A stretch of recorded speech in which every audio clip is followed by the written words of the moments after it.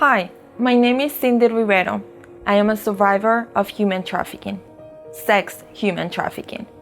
When I was just 22, I was living in my country. I was born and raised in Costa Rica. That's where I met an American girl. She was a mother and we met at work, and after a couple months, we ended up living together.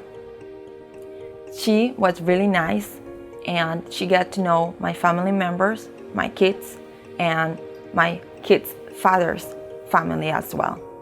We get really close. And after a while, she decided to come back to United States so her daughter can start the pre-K. We lost contact. One day, I decided to open a Facebook account. And after just 3 days, she sent me a friend request, which I accepted because I knew who was. So she told me that she can help me because I was passing through hard times. I just lost my job. I was battling cancer, and the father of my kids was nowhere to be found. I took that help. She told me that I just needed to babysit for 10 days to her mother-in-law's daughter. They were planning to go to New York City for New Year's Eve, so they were looking for a babysitter. I took the help and I flew to Virginia, where I was trafficked. My trafficker told me that I was there to please her friends not to babysit and threaten my kids, the life of my kids, if I said anything or do not comply with what she was asking me. That situation lasted for 6.5 years. I asked for help and never received any.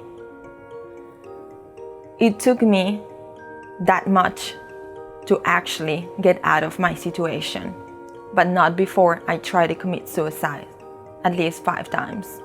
And it was during one of those times that I met a male nurse who told me what modern slavery was. That's when I realized he was speaking about my life. I took the courage to report what happened to me, and my trafficker was finally arrested. It took 3.5 years for that to happen. During that time, I endured a lot of situations where I don't want anybody else to go through. And so that started me on my advocacy road. I started to speak more publicly about what happened to me. I do that in communities, churches, school, high schools, and colleges, anywhere when people want to hear about it. This website was formed for that, was created for that. My main mission is to bring awareness about human trafficking, about the complexity of that.